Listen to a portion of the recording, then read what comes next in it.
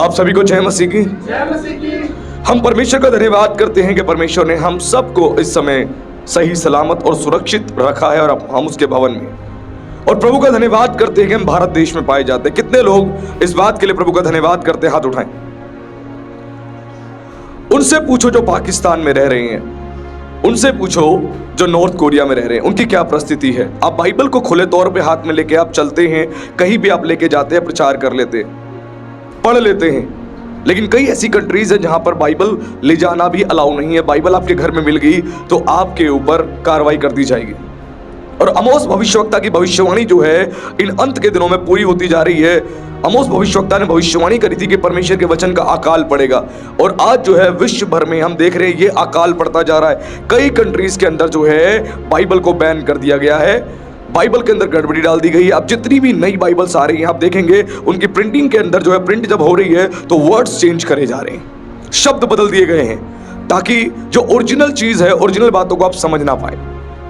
इसलिए जरूरी है कि वापस से हम जो ओरिजिनल भाषा है बाइबल की, हिब्रू लैंग्वेज, हम उसकी ओर धीरे धीरे लौटना शुरू कर दें, क्योंकि ओल्ड टेस्टमेंट न्यू टेस्टमेंट दोनों इब्रानी भाषा में ही लिखा गया है। हम सोचते थे कि नया नियम जो है ग्रीक लैंग्वेज में लिखा हुआ है। थोड़े समय पहले ही स्क्रॉल्स मिले हैं, वो नया नियम जो है मिला है जो इब्रानी भाषा में लिखा हुआ था, और वापस से लोग समझ गए, क्योंकि जितने लेखक थे लिखने वाले सारे के सारे इब्रानी बैकग्राउंड से थे, केवल एक को छोड़ के, बाकी सारे हिब्रू बैकग्राउंड से थे। तो लिखने वालों ने इब्रानी भाषा में ही नया नियम भी लिखा था। तो जरूरी है वचन सीखना और समझना। मैंने बार बार आपको सिखाया परमेश्वर का वचन 4 प्रकार से हम समझ सकते हैं। अगर ये चारों तरीके हमें नहीं आते तो हम नहीं सीख सकते। परमेश्वर का वचन सीखने के लिए सबसे पहले हमें हिस्ट्री जाननी है, बाइबल की हिस्ट्री हमें सीखनी है, इतिहास। उसके बाद बाइबल की ज्योग्राफी हमें सीखनी है, यानी भूगोल। फिर उसके बाद बाइबल की ग्रामर हमें सीखनी है कि उस शब्दों का अर्थ क्या है, ओरिजिनल भाषा में क्या कहा गया है। उसके बाद जो हमें कल्चर समझना है कि बाइबल के जमाने में क्या कल्चर था, क्या ट्रेडिशन था। अगर आप उस कल्चर को नहीं जानते, ट्रेडिशन को नहीं जानते, तो बाइबल आप जैसे पढ़ के प्रचार कर रहे हो वैसे एक अन्य जाति भी कर लेगा। आप में और उसमें कोई अंतर नहीं रहेगा, बल्कि वो आपसे अच्छे कर लेंगे। क्योंकि कई ऐसे मैंने प्रोफेसर देखे हैं जो कॉलेजेस के अंदर पढ़ाते हैं, वो बाइबल का बहुत अच्छा ज्ञान रखते हैं, और वो बाइबल को पढ़ के वो जब प्रीच करेंगे ना तो आप हैरान हो जाओगे। आपको लगेगा ये कोई पास्टर है या बाइबल टीचर है, लेकिन एक्चुअल में ना वो पास्टर है ना कोई बाइबल टीचर है, लेकिन केवल वचन को, बाइबल को ज्ञान के आधार पर उसने पढ़ा है। ध्यान रखना, इसलिए जरूरी है वचन को सीखने के लिए, और वचन सीखने के लिए हमेशा हमें परमेश्वर के चरणों में आना पड़ता है। जब चरणों में आते तभी हम सीखते हैं। मैं बार बार एग्जांपल देता हूं आप सबको सिखाने के लिए कि बाइबल के जमाने में जब प्रभु यीशु मसीह अपने प्रिय दोस्त के घर पे थे, लाजर की, तो वहां पर जो है लाजर की 2 बहनें थी, एक का नाम मार्था और एक का मरियम। मार्था और मरियम दोनों वहां पर थे। मार्था काम में लगी हुई थी, क्या कर रही थी? खाने को तैयार कर रही थी। किसके लिए? प्रभु यीशु मसीह के लिए और चेलों के लिए वो खाने को तैयार कर रही थी। और मरियम जो थी यीशु के चरणों में बैठ के क्या कर रही थी? वचन सुन रही थी और सीख रही थी। केवल सुन नहीं रही थी, सुन के सीख भी रही थी। हम सुनते कब है? जब हम सीखना चाहते हैं। अगर आप सीखना नहीं चाहते तो आप सुनोगे भी नहीं। यहां अगर आप बैठे हो और अब मुझे अगर आप सुन भी नहीं रहे तो इसका मतलब सीखना भी नहीं चाहते। और सचमुच अगर आप सीखना चाहते तो मुझे सुनोगे। तो वो सुन भी रही थी और सीख भी रही थी। और यीशु ने कहा, जब मार्था को परेशान देखा तो यीशु ने कहा, हे मार्था तू बहुत बातों की चिंता करती है, मरियम ने सबसे उत्तम मार्ग चुन लिया है। उत्तम मार्ग क्या था? परमेश्वर के वचन को सुनना और सीखना। सुनना और सीखना। जब सुनोगे सीखोगे तभी तो मानोगे ना, या बिना सुने बिना सीखे मान लोगे? तो सबसे उत्तम मार्ग यही है। इसीलिए समझना है, वचन को सीखना ही सीखना है, और आप सीखो। मैं साफ कहता हूं, सीखना जरूरी है। अगर किसी को लगता है मुझे बहुत कुछ आता है, मैं साफ बता दूं, आप अपने आप को धोखा दे रहे हो। बाइबल कहती है कोई कुछ ना होने पर भी अपने आप को कुछ समझता है तो अपने आप को धोखा देता है। मेरे पास जो ज्ञान है पवित्र शास्त्र का, केवल एक बूंद के समान है। किसके समान? केवल एक बूंद के समान है। समुद्र के अंदर जब बूंद गिरती है तो पानी में मिल जाती है, पता भी नहीं लगता। और जब सूरज पड़ता है, सूरज की रोशनी पड़ती है, बूंद भी भाप बन के उड़ जाता है। केवल इतना सा ज्ञान है। अब आप खुद को चेक कर लेना आपके पास कितना ज्ञान है। मेरे कहने के बाद आपको समझ आ जाएगा कितना सीखना जरूरी है। सिखाने के लिए पहले सीखना पड़ता है। अगर आपको सचमुच, ईमानदारी से बता रहा हूं, अगर आपको टीचर बनना है तो भी आपको बीएड करनी पड़ेगी। तब जाके आप एक टीचर के रूप में कहीं पर जॉब कर सकते हो। वैसे ही वचन सिखाना है, वचन सिखाने के लिए सीखना जरूरी है। और जो भी आप प्रचार कर रहे हो वो आपकी इंटरप्रिटेशन है, आपके मन की भावनाएं हैं, बिब्लिकल लैंग्वेज नहीं है, कॉन्टेक्स्ट में नहीं है, रेवलेशन नहीं है, उसका कोई फायदा नहीं है। इसीलिए वचन को सीखें, वचन की गहराई में जाएं, ताकि परमेश्वर का वचन जब हम सिखाएं तो सुनने वालों के जीवन में कार्य हो। ध्यान रखना, ये बहुत जरूरी है। तो आज के प्रचार का विषय है, जिस पर हम प्रचार सुनने जा रहे हैं, वो विषय है, मैं सही मार्ग पर चल रहा हूं मसीह में, फिर भी मैं दुखी क्यों हूं। यह सवाल मेरे पास इतने मसीहों ने किया है, मैं क्या बताऊं। सालों से हम प्रभु में हैं, उसके बाद भी हम सफरिंग क्यों कर रहे हैं, हमारे शरीर में बीमारियां क्यों हैं, हमारे काम क्यों नहीं बन रहे, हम फ्रूटफुल क्यों नहीं हो पा रहे, हम बढ़ क्यों नहीं पा रहे। हम प्रभु में इतने सालों से, हम चैरिटी भी करते हैं, चर्च में सेवा भी करते हैं, गरीबों को खाना भी खिलाते हैं, प्रभु के सुसमाचार को लेके भी जाते हैं, हम सारे काम कर रहे हैं, फिर भी हम स्ट्रगल क्यों कर रहे हैं, हम सफरिंग में क्यों हैं, क्यों हमारी बॉडी में इतने पेन है लगातार, क्यों एक बीमारी खत्म नहीं होती, अगली बीमारी आ जाती है, क्यों। इस बात का जवाब जो है मैं तो नहीं दे सकता, लेकिन पवित्र शास्त्र देता है। Hallelujah, hallelujah. मैं साफ कहता हूं, जिसने आपको बनाया है, आपको उसी के पास जाने की आवश्यकता है और वही आपको बताएगा। और पवित्र शास्त्र जो है परमेश्वर की वाणी है, जब इसको हम सुनते हैं तो आशीष पाते हैं। तो आज हम सीखने जा रहे हैं क्यों हमारे जीवन में इतनी समस्याएं हैं मसीह को, प्रभु को स्वीकार करने के बावजूद भी। और वो सीखना बहुत जरूरी है, जब तक हम सीखेंगे नहीं आशीष नहीं पाएंगे। उसका कारण है, सबसे पहले मसीह लोग एक बात भूल चुके हैं। पता क्या भूल चुके हैं? कि वो प्रतिदिन आत्मिक युद्ध में हैं। क्या भूल चुके हैं? प्रतिदिन आत्मिक युद्ध में है। कितने लोग आत्मिक युद्ध में? हाथ उठाएं। Very good. कुछ लोग कह रहे हम नहीं है, हाथ दीजिए। जिस दिन आपने प्रभु को स्वीकार किया उस दिन से आप युद्ध में आ चुके हो। ध्यान रखना, जिस दिन आपने प्रभु को स्वीकार किया प्रभु के रूप में, उद्धारकर्ता के रूप में, आप आत्मिक युद्ध में आ चुके हो। अब युद्ध में क्या होता है? जब हम युद्ध में शामिल होते हैं तो क्या होता है? मैं बार बार सिखाता हूं, दो ही काम होते हैं, या पीटो या पिट जाओ, बस। अरे मसीह लोग पीट तो पाते नहीं, पिटते रहते हैं, पिटते रहते हैं, पिटते रहते हैं, और फिर कहते हैं प्रभु हम क्या करें, हम क्या करें। ये किसकी कमी है? ये हमारी कमी है। हमारा प्रभु के शैतान पे जयवंत नहीं हुआ, वो जयवंत हो गया है। हम आज भी हार रहे हैं, हम आज भी हार रहे हैं। वो जयवंत हो गया और उस जयवंत परमेश्वर के हम बच्चे हैं और हम जयवंत नहीं हो पा रहे। वाई? क्यों? उसका कारण है हम भूल चुके हैं हम युद्ध में हैं। हमें पता कब याद आता है? हम आत्मिक युद्ध में, जब पासवान हमें बताता है कि तुम आत्मिक युद्ध में शामिल हो, उस दिन याद आता हम युद्ध में। बाकी तो हम नॉर्मल डेज 6 के दिन कैजुअल होके बिताते हैं, आराम से कैजुअल होके। दिल करेगा तो बाइबल पढ़ लेंगे, दिल करेगा तो प्रार्थना कर लेंगे, दिल करेगा तो चर्च चले जाएंगे, नहीं तो कोई बात नहीं, क्या फर्क पड़ना है। ऐसी मेंटालिटी है जो हमारे मसीहों की है ना। कितने लोग एग्री है मेरी बात से? हाथ उठाएं। Very good. कुछ लोग हैं, कुछ लोगों को समझ में भी नहीं आ रहा मैं क्या कह रहा हूं। ऐसा ही है। मैं फारसी में नहीं बोल रहा, मैं हिंदी में ही बोल रहा हूं और बड़ी ही स्पष्ट भाषा में बोल रहा हूं मैं। लोग भूलते जा रहे हैं कि हम आत्मिक युद्ध में हैं और युद्ध में दो ही काम होते हैं, एक होता है मारना या दूसरा काम होता है पिटना, बस। लेकिन मैं सच बता रहा हूं, आज जिस प्रकार से हम लोग जीवन को व्यतीत कर रहे हैं और ये अंत के दिनों की कलीसिया जो जीवन व्यतीत कर रही है, ये बहुत दुख की बात है। उनको यही नहीं पता कि परमेश्वर का वचन हमें क्या सिखाता है। और मैं आपको झूठा आश्वासन नहीं दे रहा, मैं सच्चा आश्वासन दे रहा हूं। परमेश्वर हमारी ही पीढ़ी में आने जा रहा है। प्रभु यीशु मसीह का दूसरा आगमन हमारी ही पीढ़ी में होने वाला है। अगर सचमुच इसके विषय में जानना है, अगले संडे आ जाना, पूरा मैसेज में बांटूंगा कि प्रभु यीशु मसीह कब आने वाला है। बाइबल के आधार पर सब कुछ बाइबल में लिखा हुआ है। इस वचन को हमने पढ़ा कि परमेश्वर ने कहा, प्रभु यीशु मसीह ने कहा, पिता को छोड़कर कोई नहीं जानता उस घड़ी उस दिन के विषय में। इस वचन को हम पढ़ते ना, वो कल्चर की भाषा थी, वो कल्चर की भाषा थी। यीशु मसीह ने कल्चर वाली लैंग्वेज बोली थी।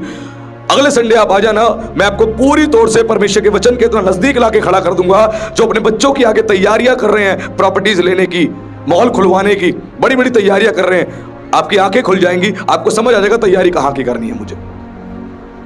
और झूठा आश्वासन नहीं, मैं बाइबल के सारे वचन कोटेशन आपके सामने रख दूंगा। उसके बाद मर्जी आपकी है, मानो चाहे मत मानो। मैंने अपना काम कर दिया, बाकी काम आपका है, क्योंकि परमेश्वर ने मेरी आंखें तो खोल रखी है। मेरा फर्ज है मैं भी आपकी आत्मिक आंखें खोल दूं। और आत्मिक आंखें केवल एक विषय में नहीं, हर विषय में खोलनी जरूरी है। और पवित्र शास्त्र जो गवाही देता है वो गवाही पक्की निकलती है। तो जरूरी है कि अगली बार हम आए और गहराई से बातों को सीखे। तो हमें समझना जरूरी है आज हम ये आत्मिक युद्ध में हैं, और युद्ध में युद्ध लड़ना पड़ता है, युद्ध में बैठना नहीं होता। युद्ध में अगर कोई चला गया है, मान लीजिए युद्ध में कोई चला गया है और जाके आराम से बैठ गया है, आराम से पिज्जा खा रहा है, बर्गर खा रहा है, सैंडविच खा रहा है, या फिर बीवी ने आलू के पराठे भेजे हैं, मूली के पराठे भेजे हैं, बैठ के खा रहा है अचार के साथ, तो क्या होगा? क्या होगा? कहीं से गोली आएगी और लग जाएगी। उसके बाद एक गम रह जाएगा। पता क्या गम? पराठे खत्म नहीं हुए, गोली पहले पड़ गई। कम से कम बीवी के हाथ के पराठे तो खा लेते मरने से पहले, है ना?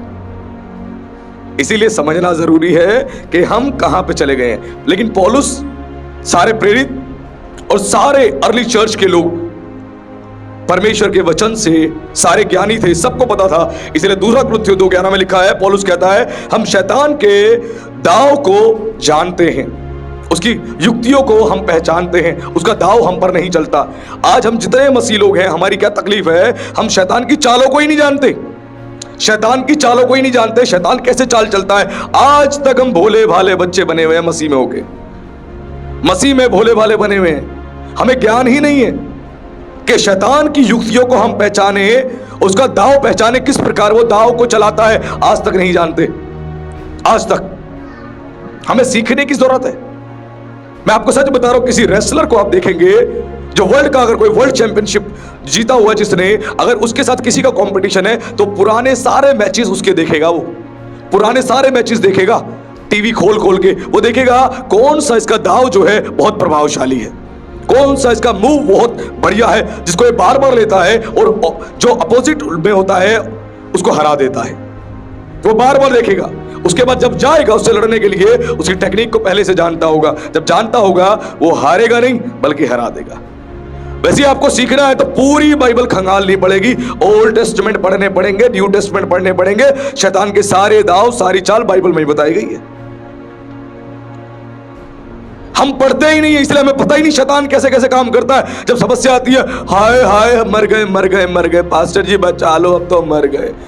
शैतान हमारे पीछे ही पड़ा हुआ है, हमारे पीछे पड़ा हुआ है। हम क्या करें? अरे युद्ध में हो भाई, तुम युद्ध नहीं लड़ोगे तुम्हें पीटेगा पकड़ के। तुम युद्ध लड़ लो, बच जाओगे पिटने से। तुम युद्ध खुद नहीं लड़ते हो और बाद में जब पिटाई होती है फिर बोलते हो कि मुझे पीट दिया, मुझे पीट दिया, मुझे पीट दिया। ऐसा क्यों हो रहा है मेरे साथ? युद्ध में लड़ना पड़ता है, लड़े बिना काम नहीं चलेगा। इसीलिए इस बात को समझ लेना, और प्रभु यीशु मसीह ने इसका खुलासा पहले ही कर दिया था। हम बार बार बाइबल पढ़ते हैं लेकिन परमेश्वर के वचन को गहराई से नहीं समझ पाते। शैतान के आक्रमण के विषय में प्रभु यीशु मसीह ने पहले ही बता दिया था। कहां पर? मत्ती 7 में। मत्ती 7 उसके 24 से लेकर 27 तक प्रभु यीशु मसीह ने खुद ये बात बोली है। प्रभु यीशु मसीह ने क्या बताया? जो मेरा वचन सुनकर मानता है उसने अपना घर चट्टान पर बना रखा है। और जब चट्टान पर बना लिया तब क्या होगा? मेघ बरसेगी, बाढ़ें आएंगी, आंधियां चलेंगी और उस घर से टकराएंगी। यह कब होगा? जब तुम आत्मिक युद्ध में शामिल हो जाओगे। जिस दिन तुम आत्मिक युद्ध में शामिल हो गए, तुम उस युद्ध में अब एंटर हो चुके हो।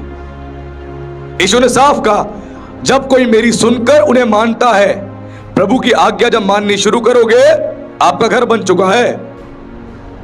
उसी दिन घर बन चुका है। दूसरा मनुष्य भी बताया ना, जिसने क्या करा? वचन को सुना लेकिन माना नहीं, उसने अपना घर बना लिया। किस पे? बालू पे। घर दोनों के बन जाते हैं। जो मानता है उसका भी, जो नहीं मानता उसका भी आत्मिक घर दोनों के बन जाते हैं जिस दिन मसीह को स्वीकार करते हो, उसी दिन। ध्यान रखना। तो वैसे ही परमेश्वर ने खुद बताया, प्रभु यीशु मसीह ने, जब तुम मेरा वचन सुनोगे, मानोगे, उस पर चलोगे, तो फिर क्या होगा?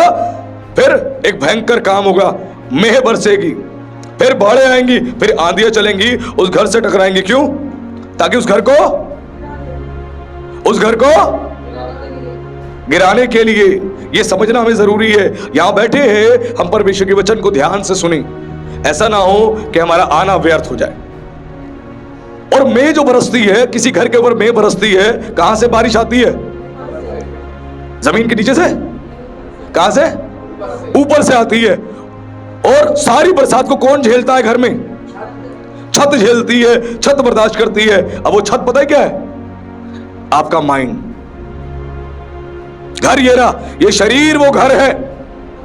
आपका माइंड जो है वो सारी समस्याओं को झेलता है, और शैतान की चालाकी होती है, शैतान का तरीका होता है आपको मानसिक यातनाएं देने की। मानसिक यातनाएं देगा ताकि आपका ब्रेन कमजोर हो जाए, लेंटर कमजोर हो जाए, छत कमजोर हो जाए। मैंने बार बार बताया, हमारा युद्ध जो है शैतान के साथ, वो कहां पे है? मस्तिष्क में है। रणभूमि यही है, बैटलफील्ड यही है, यही युद्ध चलता है। आज भी हमें यह बात की समझ नहीं है। सारा युद्ध यही चलता है, यही। वो आएगा और क्या करेगा? बरसातें लेकर आएगा। एक बरसात नहीं आएगी कि एक बार बरसात आ गई खेल खत्म। बरसातें आएंगी, बरसातें बार बार आएंगी, बरसातें। तुम्हारी टेस्टिंग होगी, टेस्टिंग। कितना प्रेशर झेल सकते हो? बॉस का प्रेशर, बीवी का प्रेशर, पति का प्रेशर, सास ससुर का प्रेशर, कलीसिया में पासवान का प्रेशर, सेवा का प्रेशर, कितना प्रेशर तुम झेल सकते हो, वो सब कुछ चेक होगा। मानसिक यातनाएं, इतनी मानसिक यातनाएं आएंगी, आप परेशान हो जाओगे, मैं क्या करूं, मैं क्या करूं, मैं क्या करूं। और अच्छे अच्छे मसीह वहां पे टूटने लगते हैं, घबराने लगते हैं, उनको समझ नहीं आता हम क्या करें। आपके अंदर शैतान सबसे पहला विचार पता क्या डालेगा? परमेश्वर के अस्तित्व पे सवाल उठा देगा कि परमेश्वर है भी या नहीं। मैं जिसके पीछे चल रहा हूं, जिस पर यकीन कर रहा हूं, वो सचमुच है भी या नहीं, मेरे लिए कुछ कर भी रहा है या नहीं कर रहा। अगर सचमुच प्रभु है तो मेरे जीवन में काम क्यों नहीं हो रहे? ऐसे विचार पैदा करेगा आपके अंदर, ऐसे थॉट पैदा करेगा। परमेश्वर के अस्तित्व पे आप सवाल उठा दोगे। क्यों? वो विचार डाले गए हैं, विचार दिए गए हैं, और यही विचार मनुष्य के मन में आते मानसिक यातनाएं आपको देगा। अगला काम करेगा, आपके अंदर नेगेटिव विचार डालेगा, नेगेटिव थॉट्स। तेरे जीवन में क्या है? कुछ भी नहीं। जब से मसीह को तूने स्वीकार किया है, बीमारियां हैं तेरे पास, समस्याएं तेरे पास है, परेशानियां तेरे पास है। क्या फायदा प्रभु में चलने का? छोड़ दे ना। कब तक ऐसे चलता रहेगा? छोड़ दे, प्रभु से अलग हो जा। ऐसे सोच, ऐसे विचार डालेगा, और यहीं पर वो सारे विचार आएंगे। ध्यान रखना, यहीं पर इतनी मानसिक यातनाएं देगा, आप डिस्टर्ब रहो, आप परेशान रहो, आप दुखी रहो। और क्या करेगा?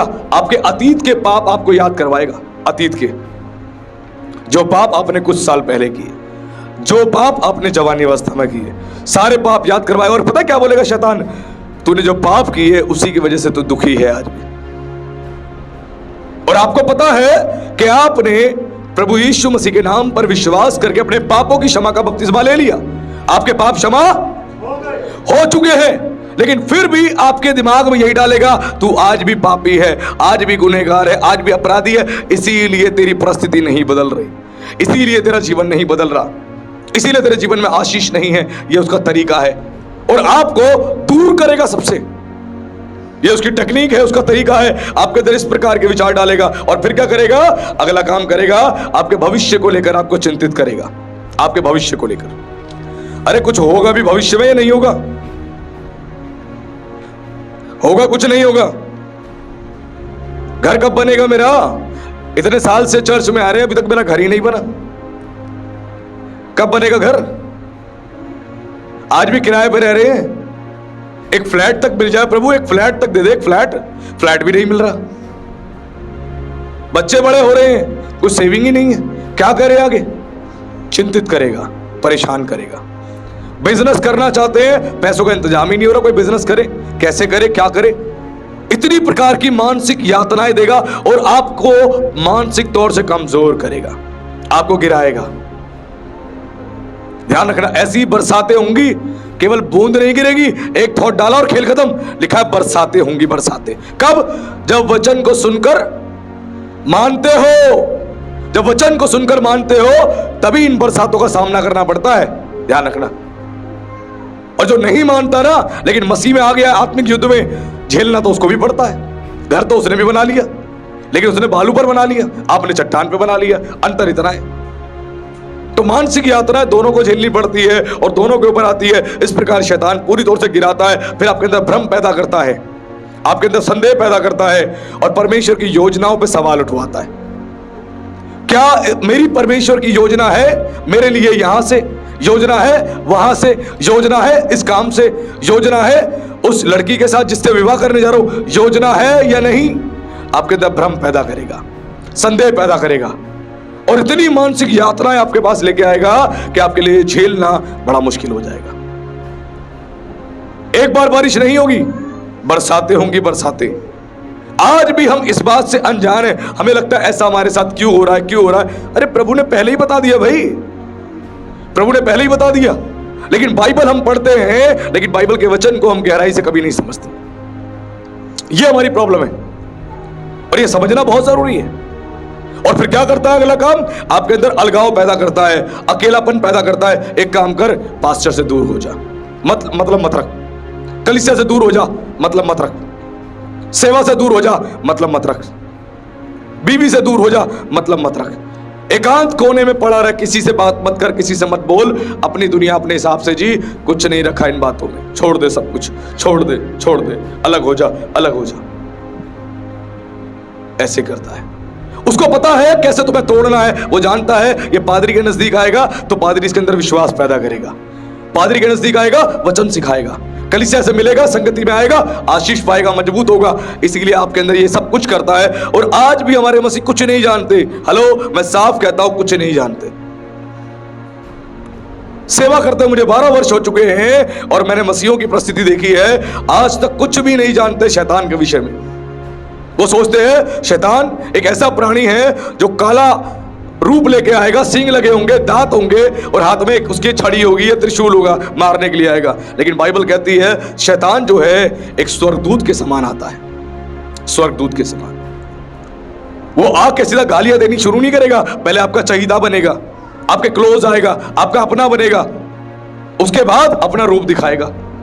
ध्यान रखना, इसी प्रवृत्ति के बहुत सारे मनुष्य मिलेंगे आपको, शैतान से भरे हुए हैं, आएंगे, बहुत अच्छी बातें करेंगे, बहुत अच्छा व्यवहार करेंगे, भलाई करेंगे आपके साथ, आपके दिल को जीत लेंगे, विश्वास को जीत लेंगे, फिर अपने रूप को दिखाएंगे। ये तरीके होते हैं। बाइबल जिसने पढ़ी है, बाइबल जो जानता है, बड़ी आसानी से वो शैतान की चालों को समझ लेता है। लेकिन पढ़ने के बावजूद भी हम कुछ नहीं जानते। क्यों? हमारा मेडिटेशन नहीं। और ये हमारी प्रॉब्लम है, किसी और की प्रॉब्लम नहीं।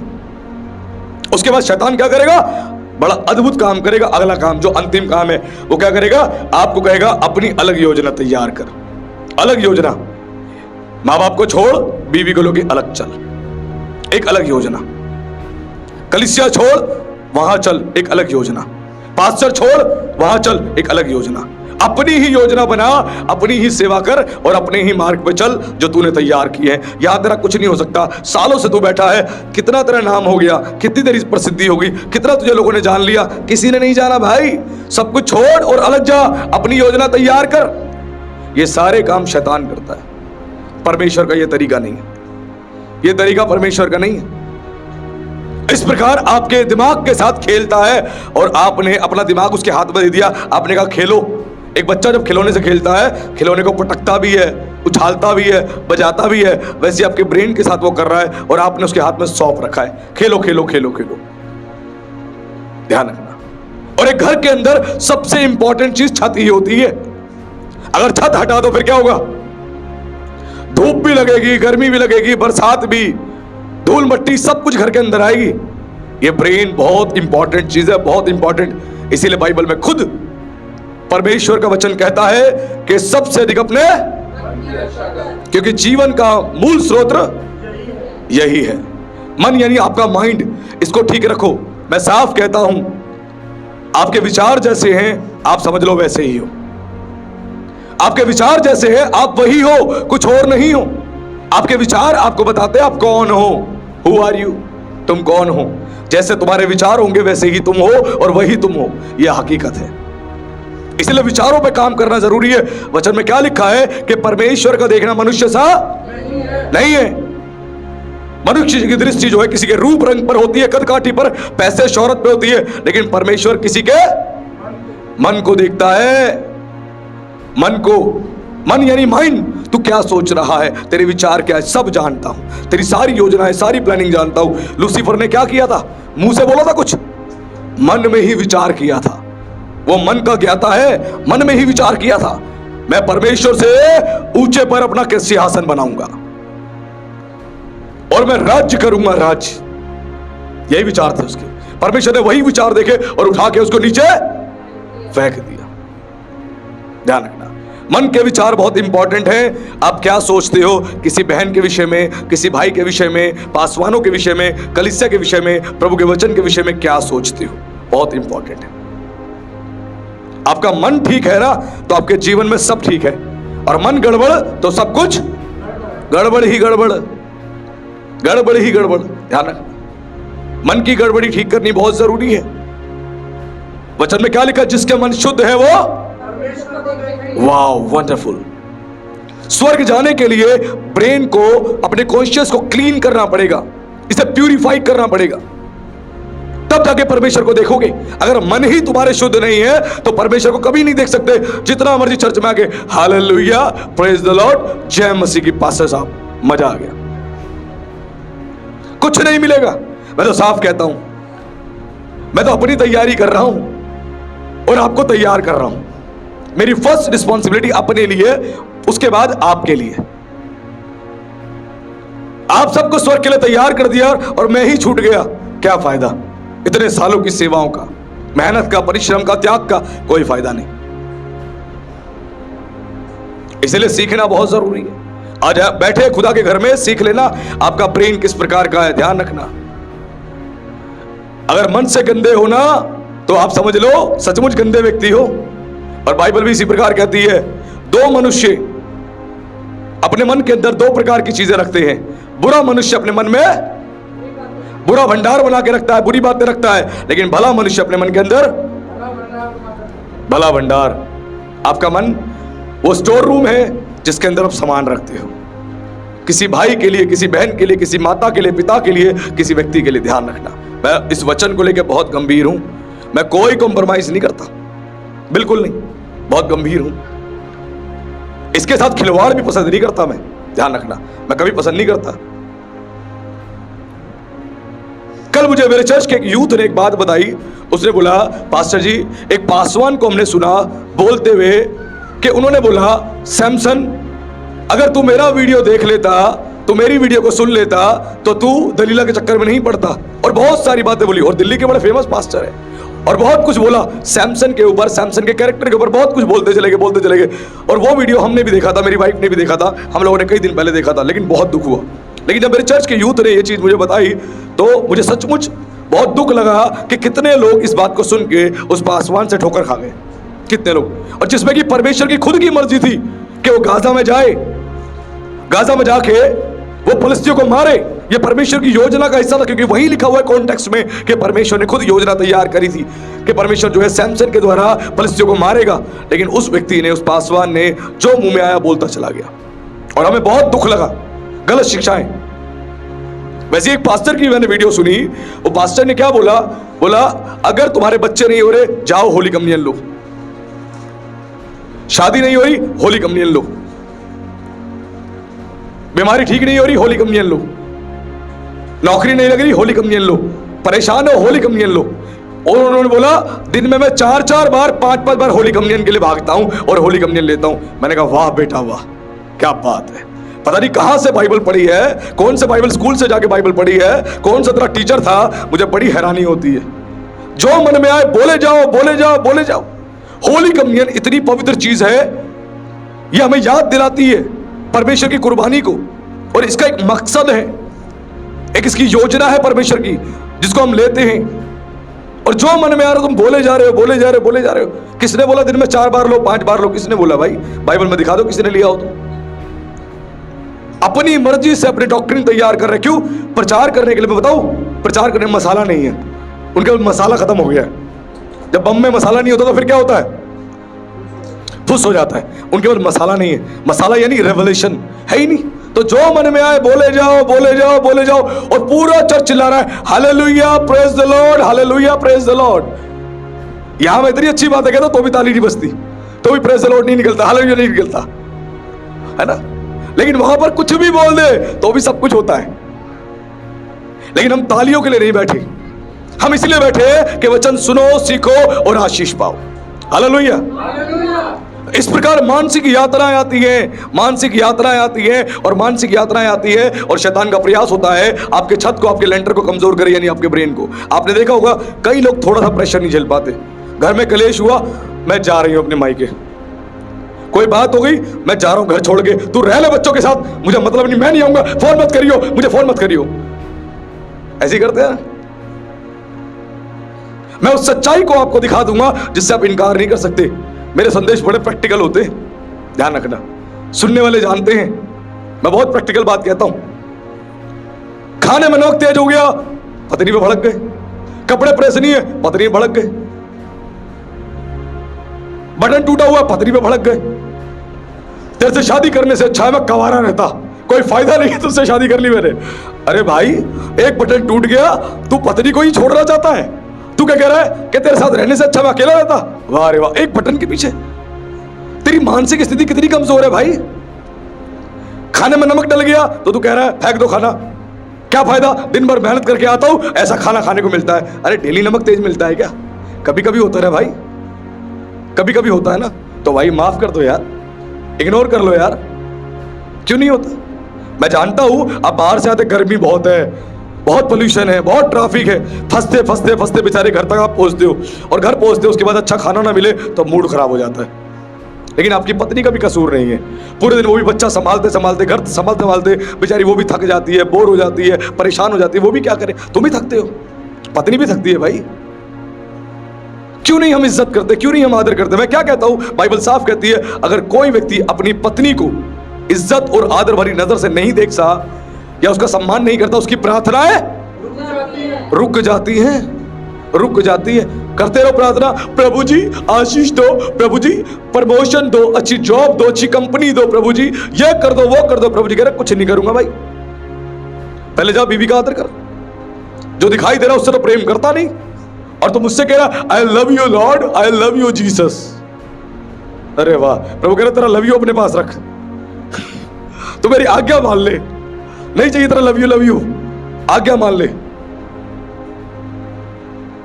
एक चर्च में हम गए, वहां पे वर्शिप हो रही थी, वर्शिप में वर्शिपर्स चिल्ला रहे थे, छोटे छोटे कपड़े पहन रखे थे, ऐसे कपड़े पहन रखे थे, बहनों ने देख के हमें शर्म आ गई, उछल उछल करी love you love you love you Jesus, love you love you love you Jesus. और काख दिखाई दे रही, छाती दिखाई दे रही, पेट दिखाई दे रहा, पूरा शरीर दिखाई दे रहा। मैं कह रहा कौन सा लव यू जीसस हो रहा है, ये कौन सा लव यू जीसस हो रहा है? सोचिए, क्रिश्चियनिटी को पूरा बिगाड़ दिया गया, पूरा बिगाड़ दिया गया। उस चर्च में आने वाले बच्चे महिलाएं क्या सीखेंगी? वो भी love you Jesus, love you Jesus. Bible कहती है, यीशु ने कहा जो मुझसे मोहब्बत करता है मेरी आज्ञा मानेगा। मेरी आज्ञा कठिन, मोहब्बत करने वालों के लिए कठिन नहीं है। वचन को मानो, ये है आई लव यू जीसस। वचन नहीं मानते ना, जितना मर्जी कहो लव यू जीसस, कोई फायदा नहीं है उस लव यू जीसस का, कोई फायदा नहीं। इसीलिए मुझे कई वर्शिपर समझ ही नहीं आते। बाइबल के आधार पे ना गाने होते हैं, ना वर्शिप होती है, ना कुछ बातें होती है, केवल अपना ट्रेंड पकड़ लिया, वेस्टर्न कल्चर अपना लिया और सेम सब कुछ वैसे ही चल रहा है। अरे मैं परमेश्वर सिखा रहा है कुछ, क्या हम तो ऐसे नहीं हो गए? वचन में लिखा है बुरी संगति अच्छे चरित्र को बिगाड़ देती है। आप जैसी संगति में रहोगे वैसे ही बनोगे, 101%। ध्यान रखना, आपकी फेलोशिप बहुत इंपॉर्टेंट है, कैसों के साथ उठते हो और बैठते हो, बहुत इंपॉर्टेंट है। अब जेंटलमैन लोगों के साथ बैठो, आप जेंटलमैन हो जाओगे। बुद्धिमान लोगों के साथ बैठो, आप भी बुद्धिमान हो जाओगे। ज्ञानियों के साथ बैठो, आप भी ज्ञानी हो जाओगे।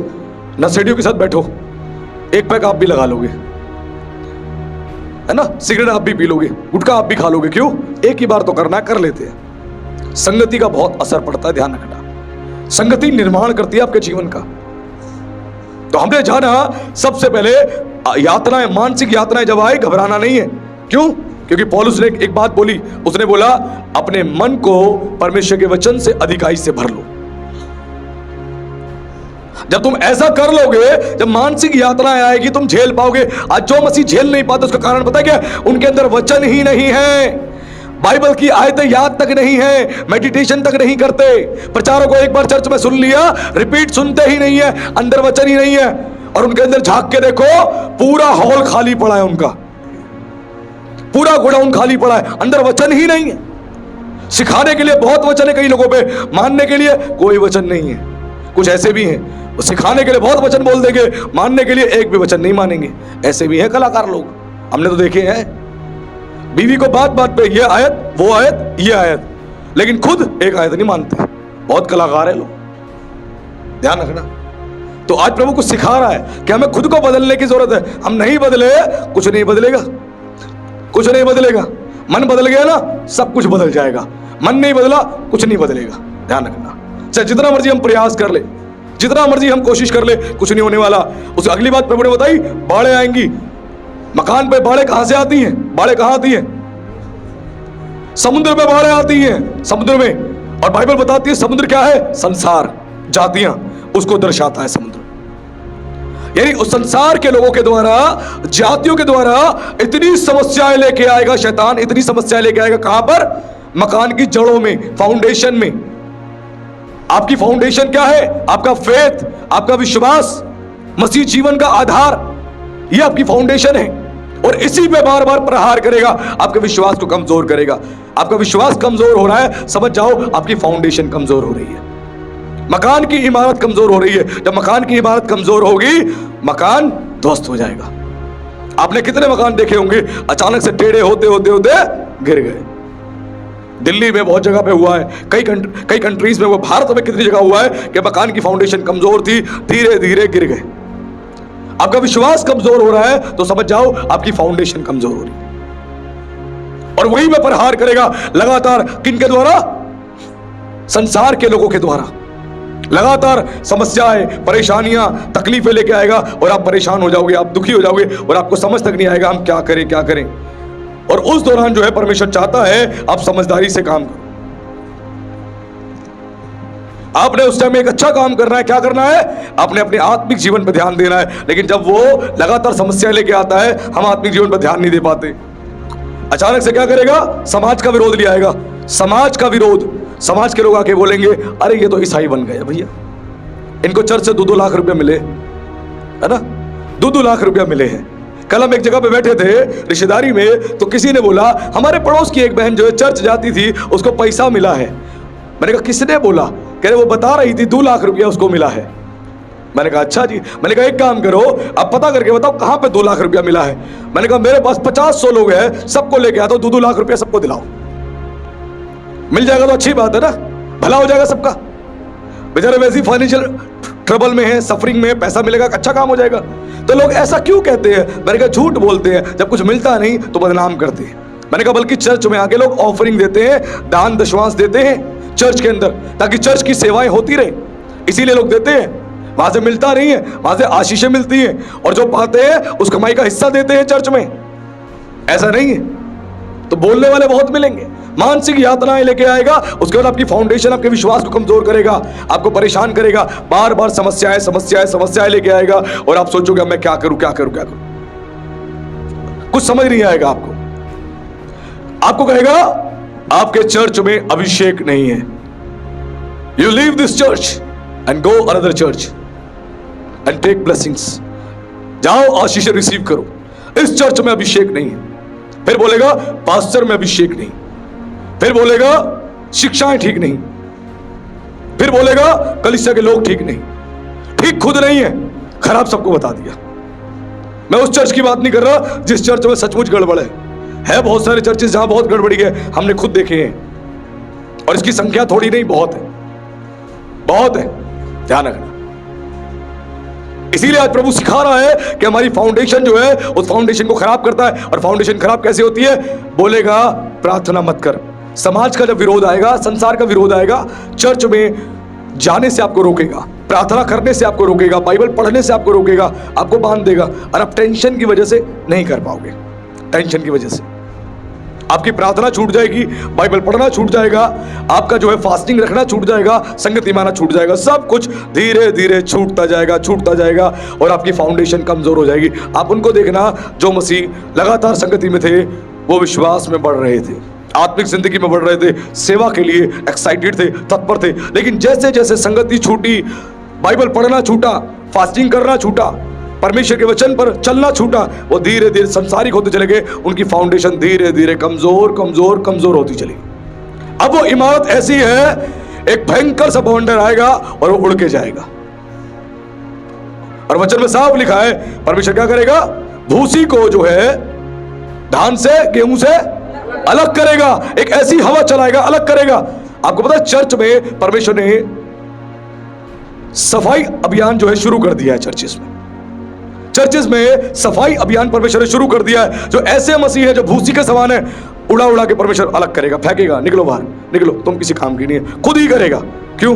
प्रभु को पता है ये भूसी के समान है, किसी काम के नहीं।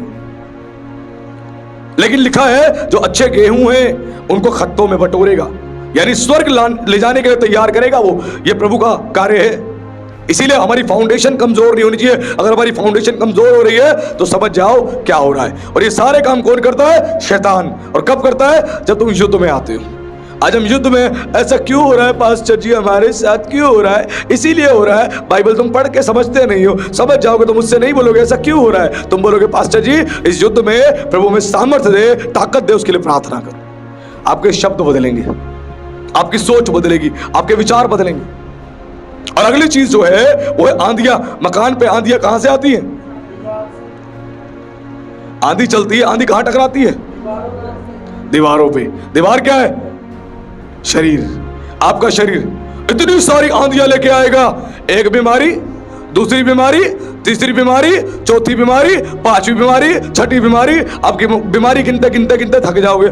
आप बोलोगे चर्च में गया मैंने इतना विश्वास किया, क्यों बीमारियां मुझे लग रही हैं, मुझे समझ नहीं आ रहा, कोई तो बताओ मुझे प्लीज। बाइबल बता रही है और मैं भी बता रहा हूं क्यों आ रही है। तुम्हारी टेस्टिंग हो रही है, टेस्टिंग चेक किया जा रहा है, दीवारें मजबूत है या नहीं, लेंटर मजबूत है या नहीं, फाउंडेशन मजबूत है या नहीं। तुम्हारी टेस्टिंग हो रही है। टेस्टिंग में या ढेर हो जाओ या टिके रहो, डट के खड़े रहो। और पौलुस ने कहा डट के खड़े रहना है प्रभु में, और प्रभु की शक्ति के प्रभाव में बलवंत बनो, ताकि शैतान की युक्तियों के सामने खड़े रह सको। खड़े रहने के लिए बलवंत होना पड़ेगा प्रभु के वचन में, फेथ में, सामर्थ में, अभिषेक में, तब जाके डट के खड़े रह पाओगे। वरना नहीं, वरना तो ढेर और कुछ भी नहीं हो पाएगा। कितने लोग, जैसी कोरोना आया, कितने लोग कोरोना की बीमारी के बारे में सुनते सुनते ही मर गए। ढेर हार्ट अटैक आ गया, मर गए। कमजोर दिल वाले थे, नहीं रहे। ढेर। अगर आप कमजोर हो तो छोटी सी समस्या से भी आप ढेर हो जाओगे, छोटी सी भी समस्या से। तो बहुत सारे आंधी तूफान लेके आएगा और क्या करेगा? इस आंधियों में आपको शारीरिक यातनाएं देगा। पेट में दर्द, कमर में दर्द, सर में दर्द, और ना जाने कहां कहां दर्द, लेकिन लगातार दर्द देगा। उस दर्द, उस पीड़ा को आप झेलोगे। आप बोलोगे पास्टर जी हमारे साथ ऐसा क्यों हो रहा है? इसीलिए हो रहा है, तुम्हारी टेस्टिंग चल रही है। बरसात भी आएगी, आंधियां भी आएंगी, तूफान भी आएगा। वचन मानोगे तो भी, नहीं मानोगे तो भी। बुद्धिमान ने भी घर बनाया और मूर्ख ने भी घर बनाया। बुद्धिमान ने जो घर बनाया टकराई, लेकिन कुछ बिगाड़ नहीं पाई। Wow, wonderful. लेकिन मूर्ख ने घर बनाया, आंधी तूफान बरसात आई, घर को उड़ा के ले गई। खेल खल्लास, छुट्टी। क्यों? क्योंकि उसने, मूर्ख ने अपना घर बालू पे बना रखा था, यानी सांसारिक बातों पे, अपनी बुद्धि, अपनी समझ की बातों पे घर बना रखा था। मैं अपने हिसाब से जिंदगी जीऊंगा, अपने हिसाब से चलूंगा। मैं ना बाइबल के हिसाब से, ना पादरी के हिसाब से, ना माता पिता के हिसाब से, मैं केवल अपने हिसाब से चलूंगा। मैं मन का मालिक हूं। तो बेटा तेरा घर फिर बन चुका है बालू पे। आंधी तूफान बरसात आएगी, उड़ा के लेके जाएगी। लेकिन अगर वचन पर तुमने अपना घर बना लिया है चट्टान पे, तो आंधी तूफान बरसात आएगी, तुम्हारा कुछ भी बिगाड़ नहीं पाएगी। बीमारियां आएंगी, लेकिन तुम चंगे हो जाओगे।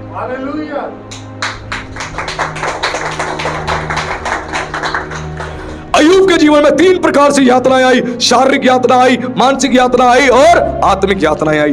तीनों प्रकार से यातनाएं आई, तीनों प्रकार से। मानसिक यातनाओं का सामना करना पड़ा। खबरें आ रही थी तेरे बच्चे मर गए, दुश्मन आए तेरे जानवरों को लूट के ले गए, तूफान आया तेरे घर गिर गए, आकाश से आग गिरी, तेरी संपत्ति, भूमि, फसल सब खराब हो गई। यातनाएं, लगातार यातनाएं आती गई। फिर अंत में शारीरिक यातना भी आ गई उसके पास। शरीर में मोटे मोटे फोड़े हो गए उसके, और बाइबल बताती है ऐसे फोड़े हो गए कि कुत्ते भी उसके घाव को चाटते थे। ऐसी परिस्थिति में आ गया, लेकिन उसको तोड़ नहीं पाई वो समस्याएं। थोड़ी समस्या आती है, पास्टर जी थायराइड क्यों नहीं जा रहा, गले का थायराइड बना हुआ जा क्यों नहीं रहा, क्या करे पास्टर जी। अरे थायराइड तो है, मोटे मोटे फोड़े तो नहीं है, पस तो नहीं निकल रहा। धन्यवाद करो प्रभु का, अरे धन्यवाद करो प्रभु का भाई, सारे धन्यवाद करो। हाँ, सर्दी है, खांसी है, जुकाम है, धन्यवाद कर दो, कोई बात नहीं, बड़ी समस्या नहीं है, छोटी सी। अय्यूब की जब पीड़ाएं देखोगे, आपकी पीड़ा कुछ भी नहीं है, अय्यूब के सामने कुछ भी नहीं। बच्चे मर गए, संपत्ति खत्म हो गई एक ही दिन में, खेल खल्लास, और उसके बाद क्या हुआ, शरीर पर रोग भी आ गए। और सब कुछ कौन कर रहा था, शैतान। और शैतान को परमिशन किसने दी थी, परमेश्वर ने। शैतान हमेशा से आपकी टेस्टिंग के लिए आता है, ध्यान रखना, आपको चेक करने आता है आप मजबूत हो या नहीं। और हम क्या होते हैं, हम कई बार कमजोर पड़ जाते हैं। मैंने फिर बोला, आंधी भी आएंगी, तूफान भी आएगी, बरसात भी आएगी, सब कुछ आएगा, आपके घर से टकराएगा टकराएगा टकराएगा, लेकिन कुछ बिगाड़ नहीं पाएगा। हो सकता है वो समय 1 साल का हो, 1 साल दुख के पीरियड में आप बिताओ, 2 साल बिताओ, 3 साल बिताओ, 4 साल बिताओ, 5 साल बिताओ, 7 साल बिताओ। हो सकता है परमेश्वर उस दौर में आपको रखकर उस दुख में छोड़ दे, लेकिन वो आपके साथ रहेगा। केवल आपका विश्वास परखा जा रहा है, क्योंकि शैतान बोलता है प्रभु ये बहुत हालेलुया बोलता है, ये बहुत जय मसीह की बोलता है, बहुत तेरे वचन की बात करता है, थोड़ी समस्या तो डालने दे, देख कैसे भागेगा दुम दबा के, कैसे भागेगा। और पतरस क्या कहता है, पहला पतरस उसके 4:12 में लिखा है, जो दुख रूपी अग्नि तुम पर भड़की है वह कोई अनोखी बात नहीं, ये कोई अनोखी बात नहीं है, ये तुम्हारे विश्वास को परखने के लिए भड़की है, विश्वास को परखने के लिए। आज दुख आता है तो हम कहते हैं प्रभु ये क्यों आ गया, क्यों आ गया। आपका विश्वास परखा जा रहा है, विश्वास। और जितना आपका विश्वास परखा जाएगा उतने ही आप मजबूत बनोगे।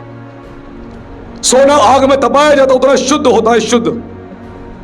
परमेश्वर वैसे ही आपको दुख में, तकलीफ में, मुसीबत में डाल के शुद्ध करता है, पवित्र करता है, आपको नया बनाता है, आपके विश्वास को ऊंचा करता है। यह प्रभु का तरीका है। और हम इस दुख को कई बार गलत समझ लेते हैं, और यह हमारी बहुत बड़ी परेशानी है कि इस दुख को हम कई बार गलत समझ लेते हैं। मैं फिर कह रहा हूं, इस दुख को गलत मत समझना। आपके विश्वास को परखने के लिए परमेश्वर ऐसा करता है, और आप उस दुख में, तकलीफ में अय्यूब के समान जब धन्यवाद करते हो, दाऊद के समान धन्यवाद करते हो, तो परमेश्वर आपके जीवन में एक बड़ा काम करता है, बड़ा काम। यूसुफ लंबे समय तक दुख का सामना किया, लंबे समय तक। अय्यूब ने लंबे समय तक दुख का सामना किया, दाऊद ने लंबे समय तक दुख का सामना किया। प्रेरित लोग जब से उन्होंने प्रभु को स्वीकार किया तब से लेकर बेचारे मरते दम तक दुख का सामना किया। केवल उनका विश्वास परखा जा रहा था। अब ऐसे ही आज परमेश्वर आपके विश्वास को परख रहा है, आपके विश्वास को मजबूत कर रहा है। अगर किसी दुख तकलीफ में हो, नौकरी नहीं मिल रही, क्या कर रहे हो, चर्चा ना छोड़ दिया, प्रार्थना करनी छोड़ दी। पास्टर जी मेरा फोन खराब हो गया, मैं क्या करूं। पास्टर जी मेरी बाइक खराब हो गई, मैं क्या करूं। पास्टर जी बिजनेस में नुकसान चल रहा है, मैं क्या करूं, समझ नहीं आ रहा। इसकी वजह से संगति छोड़ दी, बाइबल पढ़नी छोड़ दी, चर्च आना छोड़ दिया, विश्वास में कमजोर हो गए। बेटा तुम्हारी टेस्टिंग चल रही है। लिखा परीक्षा के बाद एक मुकुट मिलता है। जब परीक्षा को पार करते हो एक मुकुट मिलता है, महिमा का मुकुट, जो तुम्हें आदर और सम्मान के लिए परमेश्वर देता है। अगर इस परीक्षा में पार हो गए तो कुछ बड़ा तो तुम्हारे लिए रखा है प्रभु ने, जो तुम्हें देगा। इसीलिए बने रहें समस्याओं में, परेशानियों में बने रहे, और ना भूले हम आत्मिक युद्ध में हैं। और आज हमने सीखा कि हम सब आत्मिक युद्ध के अंदर हैं, और युद्ध में अटैक्स तो होंगे ही होंगे। और अगर शत्रु से लड़ना है तो पौलुस कहता है परमेश्वर के सारे हथियार बांध लो, सारे हथियार बांध लो जो बताए गए हैं, और बांध के उसका सामना करो। लिखा है बुरे दिन में उसका सामना करो, क्योंकि जब वो अटैक करेगा वो तुम्हारे लिए बुरा दिन है। परसिक्यूशन आएगा, बुरा दिन है, तकलीफें आएगी, बुरा दिन है, उसमें सामना करो। जब तुम सामना करोगे, विश्वास मानना, वचन में लिखा है तुम परमेश्वर के अधीन हो जाओ, शैतान तुम्हारे सामने से भाग निकलेगा। परमेश्वर के अधीन हो जाना। आपका सबमिशन बहुत जरूरी है। परमेश्वर को सबमिट कर दो, फिर देखो एक बड़ा काम, एक बड़ी आशीष। और आज प्रभु ने बता दिया, अगर ऐसा करोगे कुछ तो बड़ा है बेटा तुम्हारे लिए। छोटा सा जाएगा लेकिन बड़ा परमेश्वर देगा, ध्यान रखना। और आज प्रभु ने अपने वचन से सिखाया और हमें बताया कि हमारा युद्ध है और युद्ध में हमें प्रतिदिन लड़ना है, शैतान को हराना है और जयवंत होना है। तो प्रभु का धन्यवाद। प्रभु आप सबको आशीष दे। आप सभी को जय मसीह। आइए हम लोग आंखें बंद करेंगे, सर को झुकाएंगे, एक छोटी सी प्रार्थना करेंगे। स्वर्गीय पिता, हम धन्यवाद करते हैं आज के सुंदर वचन के लिए। आज के वचन से प्रभु आपने अपने लोगों से बात करी, इस बात के लिए हम धन्यवाद करते हैं। मेरे परमेश्वर, हम प्रार्थना करते हैं सबको बुद्धि की आत्मा, ज्ञान की आत्मा और समझ की आत्मा से परिपूर्ण प्रभु जी आप करते चले जाएं। आपके बच्चे प्रभु जी शत्रु की सारे चालों को, उसके सारे दाव को समझने पाए और उसकी युक्तियों से अनजान ना रहे। और मेरे परमेश्वर डट के प्रभु जी बुरे दिन में उसका सामना करे आपके सारे हथियारों को लेकर। और मेरे परमेश्वर, जैसे आप शत्रु पर जयवंत हुए, वैसे प्रभु जी आपके बच्चे भी जयवंत होने पाए। राजा, जो प्रभु आत्मा में कमजोर है उनके लिए बल मांगते हैं, उनकी फाउंडेशन को मजबूत कर। जो मानसिक तौर से कमजोर है, मानसिक मजबूती मांगते हैं, हर प्रेशर को झेलने की, चुप रहने की, माफ करने की, वचन से भर जाने की आशीष मांगते हैं। जो शरीर से कमजोर है, शरीर में चंगाई, बल और ताकत मांगते हैं। प्रभु मेरे प्रभु, अपने बच्चों की सहायता कर, क्योंकि वचन कहता है जो यहोवा की बाट जोते हैं वो नया बल प्राप्त करते जाएंगे। हो प्रभु, धन्यवाद अपने लोगों को आशीष देने के लिए, अपने लोगों को ब्लेस करने के लिए आपका विशेष धन्यवाद। आज आपने फिर से प्रभु जी गहरी और अद्भुत बातें अपने बच्चों पर प्रकट करी और आपने बता दिया क्यों लगातार तुम पे आक्रमण होते हैं। शैतान उसी पे ज्यादा आक्रमण करता है जो उसके लिए खतरा होता है। हे मेरे परमेश्वर, आज जिन पे आक्रमण हो रहे हैं अधिक से अधिक, आज उनको आपने बता दिया कि तुम शैतान के लिए, उसके साम्राज्य के लिए एक खतरनाक व्यक्ति हो, इसीलिए उसके आक्रमण हो रहे हैं। और ये आक्रमण लंबे समय तक नहीं रहेंगे। इस आक्रमण के बाद, परीक्षा के बाद एक विजय मुकुट तुम्हें मिलने जा रहा है। हे पिता, धन्यवाद सारी आशीषों के लिए, सारी ब्लेसिंग्स के लिए जो आज अपने अपने बच्चों पर रिलीज करी। हम सबको आपके हाथों में सौंपते हैं, आपके लहू में सील करते हैं और इस प्रार्थना को हम जीवित सामर्थी परमेश्वर के पुत्र मसीह यीशु के नाम से मांगते हैं। आमीन।